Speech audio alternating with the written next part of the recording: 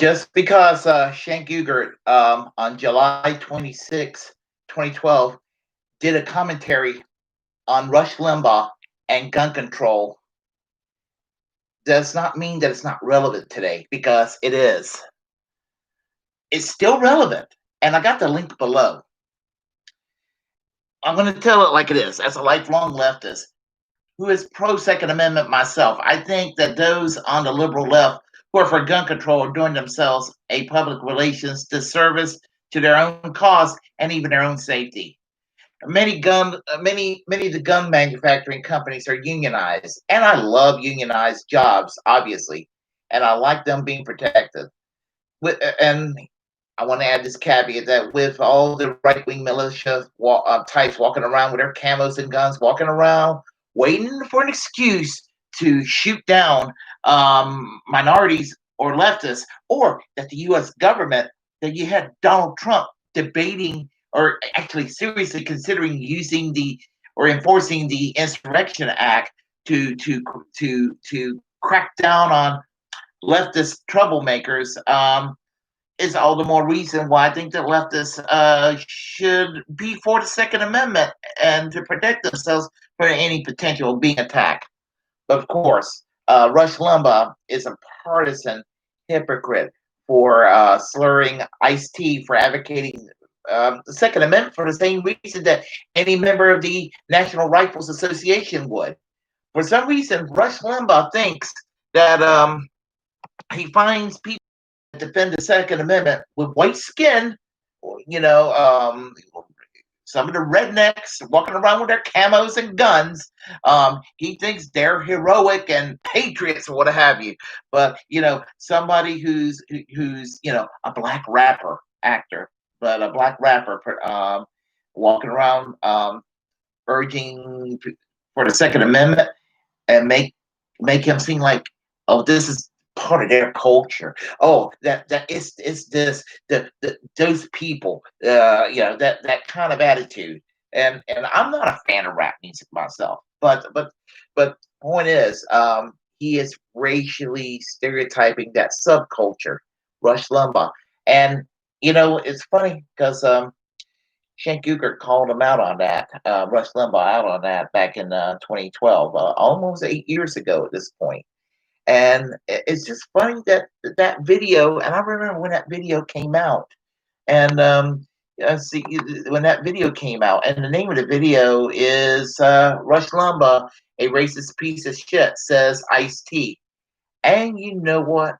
Rush Limbaugh is a racist piece of shit when it comes right down to it, because he's very selective about his criticism. If one group does something, if they're white, Christian, or what have you, he thinks they're great. If it's a minority group, or if it's what have you, or people he disagrees with, then he gets then his selective outrage, evolves in a direction that meets his ideological narrative. He's not the only one. The others are just like that too. But Cenk Uygur called him out on that bullshit, and it's funny. This is why I love alternative media, especially from the left, because we prove to be light years ahead and ahead of the curve on everything, long before everybody else realized that we're all correct all along. I mean, when I listen to Kyle Kalinske or Jimmy Dore make their case for single payer healthcare, or comment on the military industrial complex, and comment on the corporate Democrats, they were ahead of the curve. Whereas years ago, people who would say the things that Kyle Kalinske or Jimmy Dore or Cenk Uygur would say, they'd be kind of looked upon as fringe, and just why even give them the time of day. But it's amazing. A video from almost a decade ago turned out to be relevant today in the year 2020. And that's what I want to talk about. And as I said, it's just amazing how relevant it is, because I'm gonna tell you, if Black Lives Matter were armed with guns and all of that, the white people who are going around acting like the Tea Party protesting at state capitals to reopen shit, an issue I'm kind of moderate on, um, acting like they're patriots, but all of a sudden, Black Lives Matter or Antifa, are protesting, and you got the militia that wants to shoot them down, and you got a president that wants to shoot them down. Shoot down these troublemakers. I mean, I just see nothing but selective outrage. And for this, as I said, with this video commentary from almost a decade ago, and I hope that when I do these commentaries, that some of these people from the left and social media, there are today's muckrakers. I hope that they accidentally spot my video, because if someone like Cenk Uygur hears this, I want to tell him thank you for being almost a decade ahead of the curve on the racism of of many of the anti-gun control people, the Second Amendment absolutists.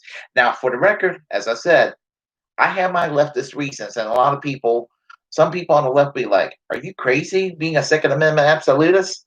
Well, I mean, I am. I mean, I am because, as I stated earlier, gun control, excuse me, gun manufacturing firms are unionized. I'm pro-union.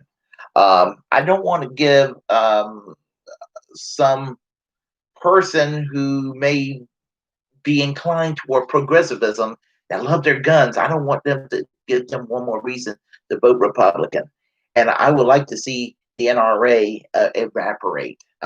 I would tell people, if you're pro Second Amendment and leftist, I would urge you to join the Socialist Rifles Association, or form your own interest group that's progressive, that's for the Second Amendment. No need to enable the NRA, because the National Rifles Association is much more, sadly, than just watching out for gun owners.